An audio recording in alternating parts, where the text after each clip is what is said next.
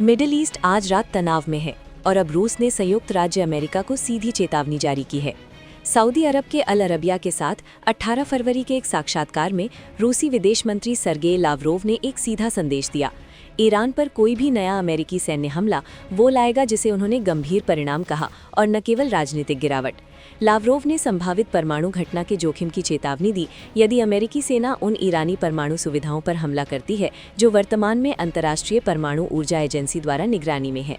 उन्होंने कहा कि ईरानी स्थलों पर पिछले हमलों ने पहले ही वास्तविक जोखिम पैदा कर दिया था। उनका संदेश स्पष्ट था, उन सुविधाओं पर फिर से हमला करें और दुनिया विनाशकारी वृद्धि का सामना कर सकती है। ये तब आता है जब जिनेवा में अप्रत्यक्ष अमेरिकी ईरान वार्ता जारी है। ईरान ने कथित तौर पर प्रतिबंधों में राहत के बदले यूरेनियम संवर्धन स्थल को कम करने की पेशकश की है, लेकिन वॉशिंगटन की स्थिति दृढ़ बनी हुई है, ईरान के परमाणु कार्यक्रम का पूर्ण निराकरण, और यहीं पर विभाजन तीव्र होता है। लावरोव ने परमाणु अप्रसार संधि के तहत शांतिपूर्ण उद्देश्यों के लिए यूरेनियम को समृद्ध करने के ईरान के अक्षुण्ण अधिकार की सार्वजनिक रूप से पुष्टि की। दूसरे शब्दों में, रूस सीधे तौर पर अमेरिका की उस मांग को खारिज कर रहा है कि ईरान पूरी तरह से संवर्धन छोड़ दे।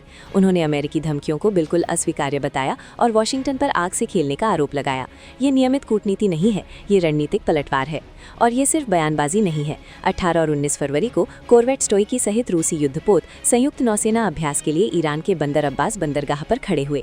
ये अभ्यास रूस, ईरान और चीन को शामिल करने वाले मैरीटाइम सिक्योरिटी बेल्ट 2026 ऑपरेशंस का हिस्सा है, जो हॉर्मुज के जलडमरू मध्य में हो रहे हैं, जो दुनिया के सबसे महत्वपूर्ण तेल चोक पॉइंट्स में से एक है।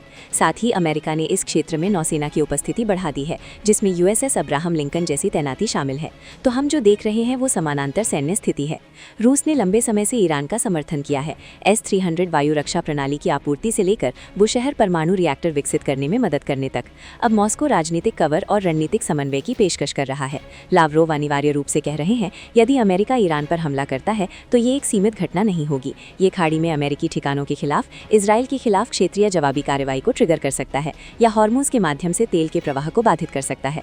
और जबकि विश्लेषकों का कहना है कि पूर्ण पैमाने पर विश्व युद्ध का परिदृश्य असंभव बना हुआ है, क्योंकि प्रमुख शक्तियां प्रत्यक्ष युद्ध के बजाय छद्म जुड़ाव को पसंद करती हैं, रूस, ईरान और चीन के बीच तालमेल अधिक दिखाई दे रहा है। तो इसका क्या मतलब है? इसका मतलब है कि दाम बढ़ रहे हैं, कूटनीति अभी भी मेज पर है, लेकिन सैन्य स्थिति बढ़ रही है, भाषा सख्त हो रही है और परमाणु सुविधाएं तनाव के केंद्र में है। एक गलत गणना, एक हमला संतुलन को नाटकीय रूप से बदल सकता है। फिलहाल दुनिया जिनेवा को देख रही है, लेकिन खाड़ी में युद्धपोत दूसरी कहानी कहते हैं। और सवाल बना हुआ है, क्या ये निवारण है या कुछ बहुत बड़ा होने की शुरुआत है?